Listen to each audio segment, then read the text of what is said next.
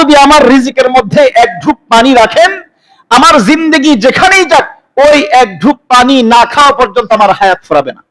হাকিমুল উম্মত মুজাদ্দিদুল মিল্লাত মাওলানা আশরাফ আলী থানভী রাহমাতুল্লাহি আলাইহি উনি সুন্দর ঘটনার মধ্যে বলেন, এক বান্দা এই আয়াত শোনার পরে, এই কথা শোনার পরে উনি চিন্তা করছেন যে আল্লাহ তাআলা যেভাবেই খাবারের ব্যবস্থা করছেন, খাবার খাওয়াবেন, তাহলে আমি দেখি না খেয়ে থাকি, দেখি আল্লাহ খাওয়াইতে পারেন কিনা। উনি বোঝার জন্য কি করছেন, যে দেখি আল্লাহ কিভাবে খাওয়ান, একটু দেখার আছে।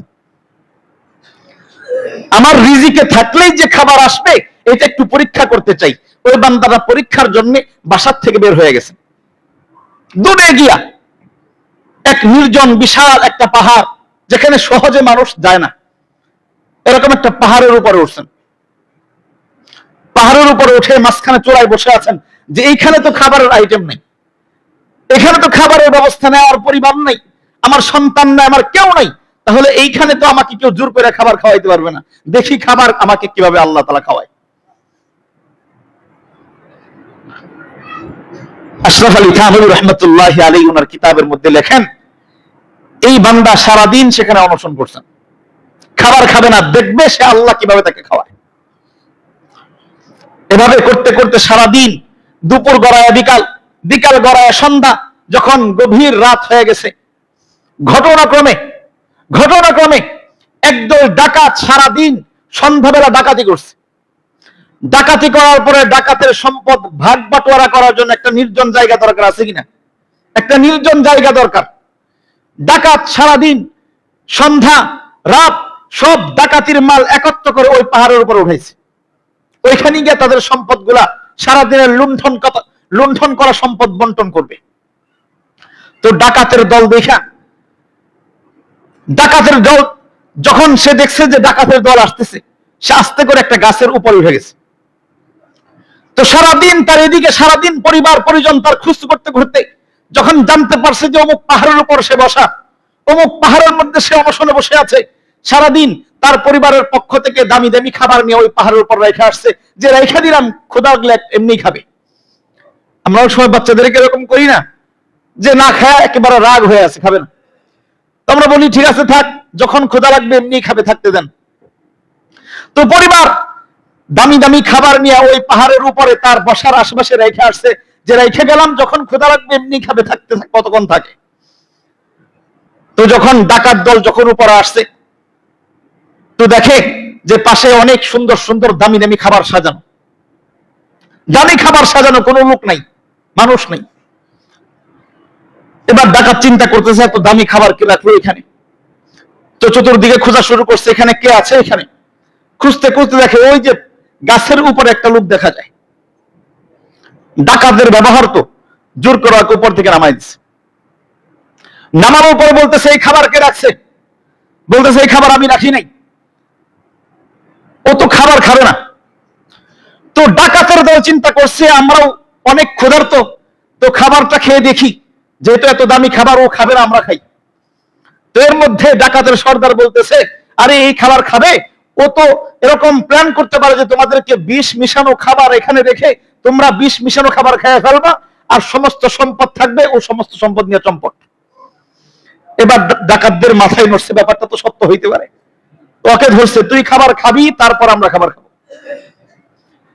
এবার ডাকাতে তারে যত পিটানি দেওয়া লাগে, ও কোনোভাবেই খাবার খাবে না। ওর ভিতরের টার্গেট কি? আল্লাহ কিভাবে খাওয়া এটা দেখবে। আর ডাকাতের টার্গেট হইলো ও না খাওয়া মানে খাবারের মধ্যে সমস্যা আছে। তো ডাকাত আচ্ছা মতো পিটায়া চর থাপড় যতগুলো দেওয়া যায়, যত আইটেম আছে সব আইটেম তার মধ্যে খাটাইছে। খাটানোর পর সে বাধ্য হয়ে খাবার খাওয়া শুরু করছে। এবার খাবার খায় আর কান্না করে, খাবার খায় আর কান্না করে। তো যখন ডাকাতরা জিজ্ঞাসা করছে কিরে খাবার খাচ্ছিস, আবার কান্নার কারণ কি? যেহেতু বিষ নাই তুই বলতেছস, তাহলে কান্নার কারণ কি? তখন ওই নিরুপায় ব্যক্তি বলতেছে আরে ডাকাতের দল, আসলে ব্যাপারটা ভিন্ন। এই যে তোমরা যে খাবার আমাকে জোর করে খাওয়াচ্ছ, এই খাবারের মধ্যে আসলে কোনো বিষ বলতে কিচ্ছু নাই, এটার পেছনে দীর্ঘ একটা ঘটনা লুকায়িত আছে।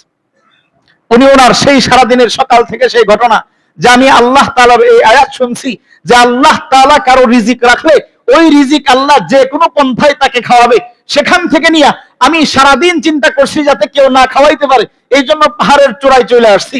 তো পাহাড়ের চূড়ায় উঠে যখন বসা, আমার পরিবারের পক্ষ থেকে খাবার দিয়ে গেছে যাতে আমি ক্ষুধা লাগলে খাই, কিন্তু আমি টার্গেটে বিট অটল যে আমি কোনোভাবেই খাবার খাবো না। তো আপনারা যখন আসছেন আমি ভয়ে গাছের উপরে উঠে গেছি।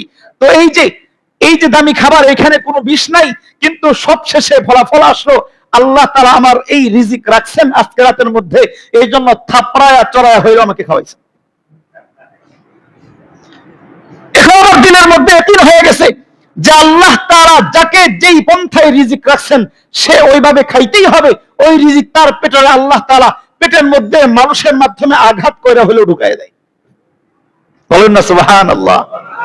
মাওলানা আশরাফ আলী থানভী রাহমাতুল্লাহি আলাইহি এই ঘটনা বর্ণনা করার পরে বলেন, ডাকাত দল যখন এই ঘটনা শুনলো, আরে ব্যাপারটা এরকম নাকি, আল্লাহ তাআলা এভাবে বান্দাকে খাওয়ান, আল্লাহ তাআলা বান্দার রিজিক এভাবে সাব্যস্ত করেন, যদি তাই হয় তাহলে আমি কেন হারাম পন্থায়, আমরা কেন হারাম ভাবে মানুষের সম্পদ ছিনতাই করব? আজকে থেকে এই যে তোমার এই ঘটনা থেকে, তোমার এই শিক্ষা থেকে আমরা নিজেরাও শিক্ষিত হয়ে গেলাম, আমরাও শিক্ষা নিলাম, আজকে থেকে তওবা করলাম, আর কখনো মানুষের সম্পদ লুণ্ঠন করব না, কখনো মানুষের সম্পদ ভক্ষণ করব না। ডাকাত দল তখন থেকে ছিনতাই ডাকাত সবকিছু তরক করলেন এবং দিনের বেলায় যেই মানুষের যেই সম্পদগুলা ছিনতাই করে নিয়ে আসছিল সব সম্পদ গিয়ে ফিরিয়ে দিয়ে আসলেন। মাওলানা আশরাফ আলী থানভী রাহমাতুল্লাহ আলাইহি এই ঘটনা থেকে আমাদেরকে বোঝানোর চেষ্টা করেছেন আল্লাহ রাব্বুল আলামিন আমাদের রিজিকের ব্যবস্থা করছেন।